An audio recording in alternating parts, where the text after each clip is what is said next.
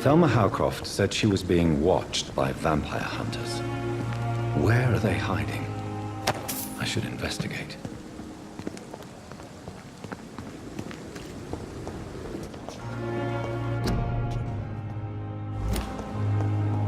To calm the children, Ellie, sure. As for me, what a blundering idiot. Good evening, Dr. Strickland. And good evening to you, Dr. Reed. Can I be of any help?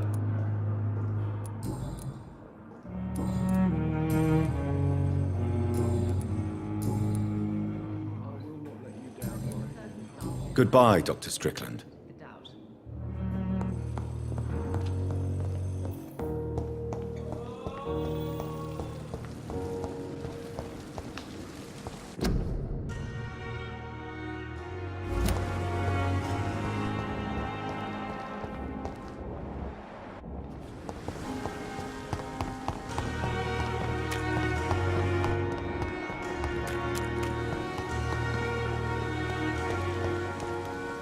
It's locked.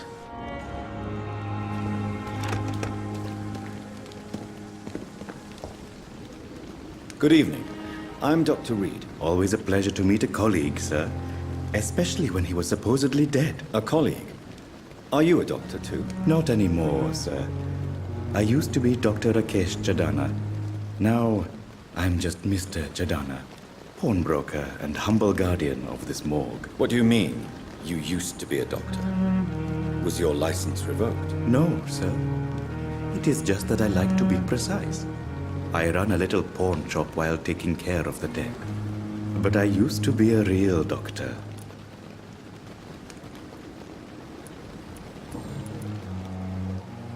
Are you afraid or uneasy being surrounded by so many corpses? Why should I? These bodies are empty vessels. Flesh left to decay. Poof. No soul anymore. All gone. An interesting point of view. And quite an exotic one, too. Most people fear, or at least have a respect, for dead flesh. Sir, as a medic during the war, I learned to face my death and the death of others. It's the pain we have to tame, not death itself. How did you get this job? After I left the army, I worked as an undertaker down by the docks. A dangerous place with many an unpleasant business there. Milton Hooks helped me get a job here. Do you work here alone? Yes, very easy work, sir. All I have to do is watch a few bodies. The situation was very different when the main morgue was still open. Why do you have to watch these bodies? Because these poor fellows have no names. We keep them in case someone comes looking for the missing. Sadly, very rarely happens. Why close the hospital's main morgue? It was for sanitary reasons after the beginning of the epidemic. Cadavers had to be moved to the nearest mass grave.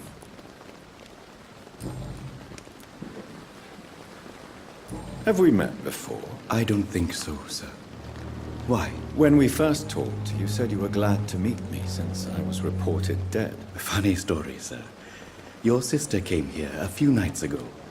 You were missing, and she was looking for your body. She must be very relieved now.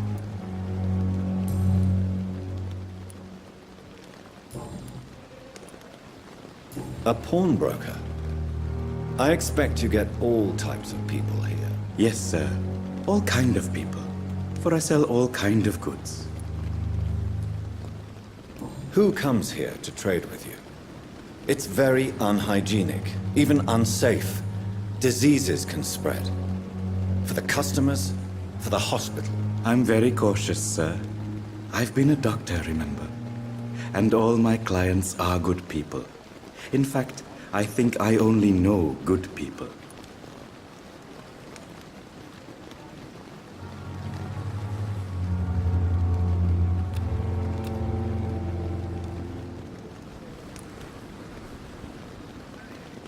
What kind of goods? With the quarantine, it's not always easy to buy things.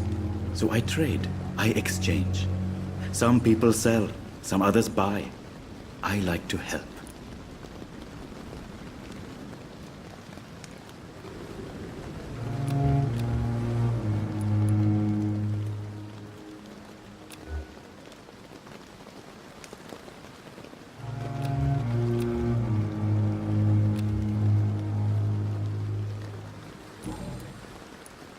Since you're not afraid of dying, do you believe in life after death, Rakesh? No, I believe we must do all the good we can while alive. For our time is short, and the obstacles are endless. Do you think you would enjoy immortality as a concept? I don't think so. Don't mistake me. I love life, and I'd like to live a long life. But everything has to decay, sir. Even goodwill. Do you really believe goodwill cannot last? As I said, sir, everything decays. If I was to never die, goodness, I would be bored or worse. And I like to be helpful, sir. Quite depressing, wouldn't you say? Yes, but the good news is we'll all die before losing our humanity, sir. So you're ready to die? No, I am not. I don't fear death, for I won't see it. What troubles me is the pain my death will inflict to those I know. You're a wise man, Mr. Chidana. No, Dr. Reed, I am a foolish man. But I like to think otherwise.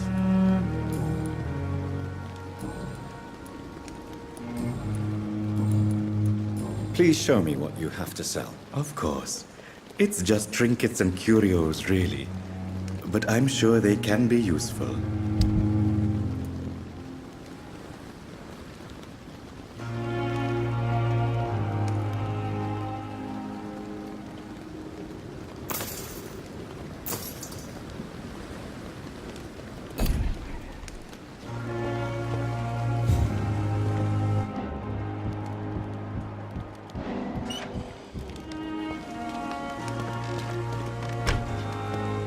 I'm sorry you ended up on my plain and cold medical bench, sir. I understand you must be very angry about this unfair situation. I managed to arrange to have you buried in the same mass grave as your wife. I hope that might help.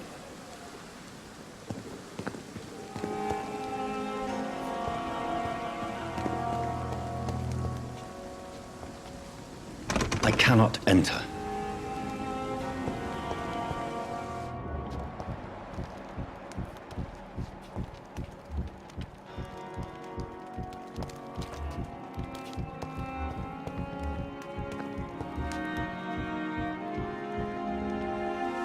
I'm sorry you ended up on my plain and cold medical bench. It's locked. I'm very angry about this unfair situation. I managed to arrange to have you buried in the same mass grave as your wife. I hope that might help.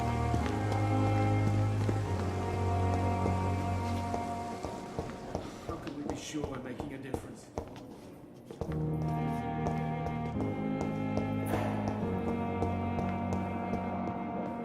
Nice, sweet girl. Reads me like a book. Good evening, madam. Can I help you? It's my son who needs you, sir. I'm Dr. Jonathan Reed. How can I help your son? I'm Beatrice Goswick, mother of Mortimer Goswick. Could you check on him, please, Dr. Reed? I've heard much of your talents as a physician. What can you tell me about yourself, Mrs. Goswick? Not much to say. Just take care of my Mortimer and I'll cover all the expenses. That's all that matters. May I ask if you have an occupation, Mrs. Goswick? I'm a teacher by profession. I teach young women who are more ambitious about their futures than their families. Are you really that rich? most of the patients here are of a more humble origin, if I may say so. Yes, thanks to my husband. May he rest in peace.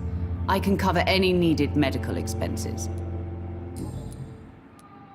What do you think of your reception here? Any complaints? I have had the uttermost reservations about this hospital since we arrived. But we had no other choice, considering the state of emergency. Is there something in particular that's bothering you? Some of the staff were not especially welcoming. I suspect they're not accustomed to dealing with patients of such social standing. Tell me more about your arrival at the Pembroke Hospital. What gave you such a bad first impression? The ambulance driver was quite rude, for a start. And that nurse, Miss Hawkins, seems to have quite a dubious attitude. What do you mean? She managed to secure a bed for my son despite the epidemic. It was a relief, but it wasn't cheap. She charged you for a bed? Yes, and I paid without question, considering the urgency of the situation. I share your concern, Mrs. Goswick. Be sure that I'll talk to the people involved. I don't expect compensation, Dr. Reed. But I'm aware such behavior would not be tolerated in other hospitals.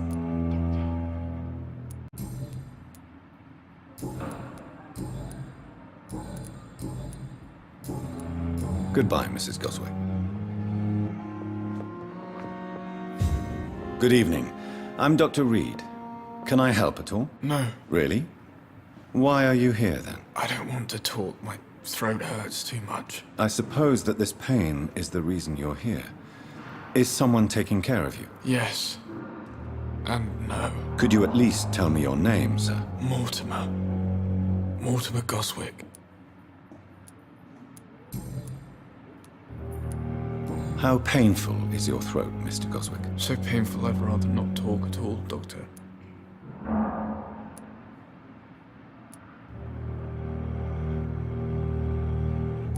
I'll let you get some rest, then. Good evening, sir. Doctor. Good evening, Mr. Goswick. I'm okay. Why did your mother have you hospitalized here? She seems convinced this is a bad hospital. My mother just wants the best for me. She won't rest while I'm here. She'd go all the way to hell and back to help me. Pembroke Hospital may look unorthodox, but rest assured you're in good hands here. It's not me you have to convince, Dr. Reed. It's my mother. Is your mother bothering you? As your doctor, I can ask her to leave you alone if you would prefer. That's tempting, Doctor. But you have no idea what my mother is capable of. She would tie herself to my bed if you asked her to leave. So painful, I'd rather... I'm sure you realize a doctor and his patient have to communicate, sir. Would it help if I gave you some paper and a pen? Not really. I see. Then maybe it's not just your throat that hurts, Mr. Goswick.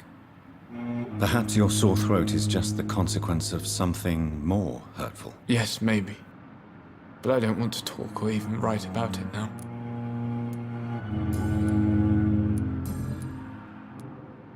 Tell me about yourself, Mr. Goswick. I don't want to talk, Doctor.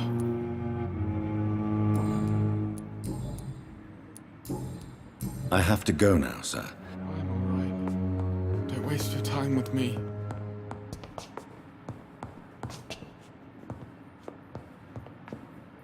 Good evening. I will not let you down.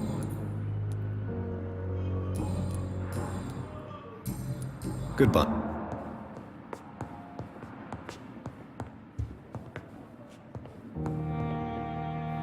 What can I do for you, Doctor? And Mr. I gave him a... Thank you, Nurse Crane. My sweet girl. Good evening, sir.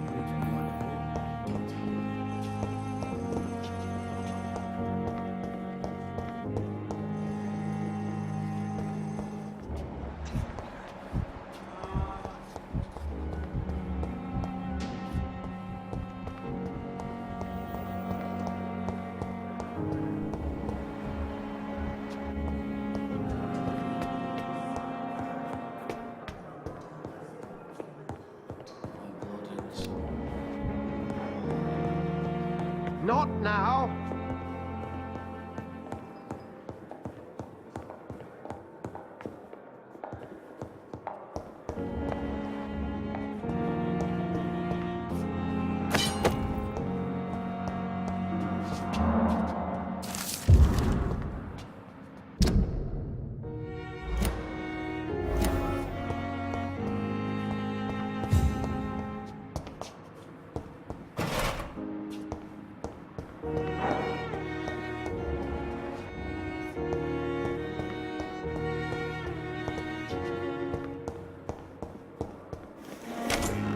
This must be the place. It's definitely away from prying eyes. Relegated to the shadows. A kingdom of my own. At least I won't be sleeping in a coffin.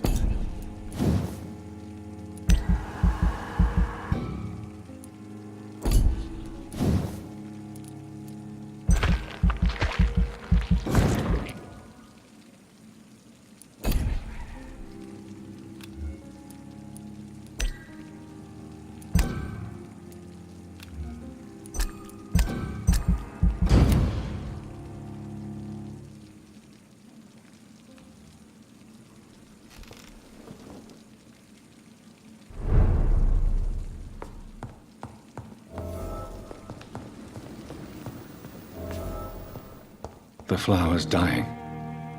It needs water.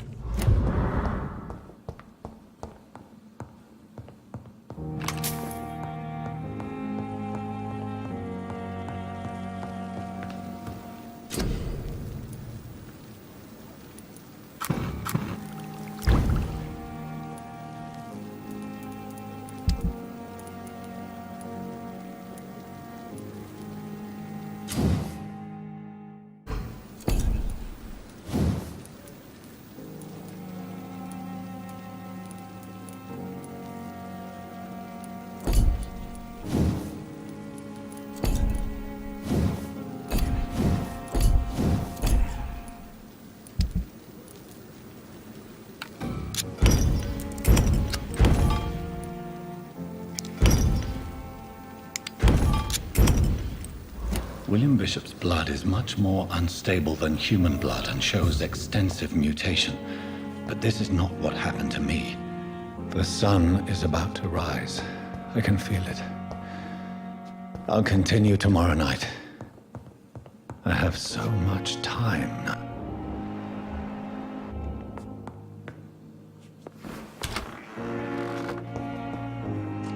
It's locked.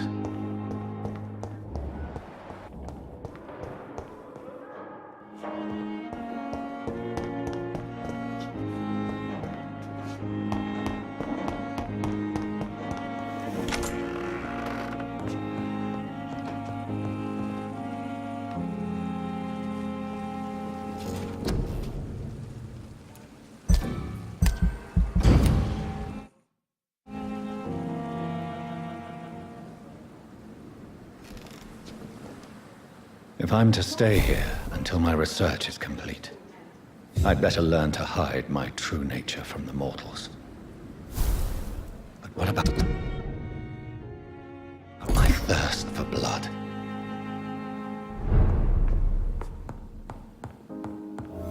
Come on, I don't have a right. Yes, Nurse Crane? How can I help you? I'm so sorry. I know Dr. Swansea wanted you to rest, but we have somewhat of a crisis. A crisis, you say? Our supply of antiseptics is nearly depleted. I was hoping there was another box up here, but...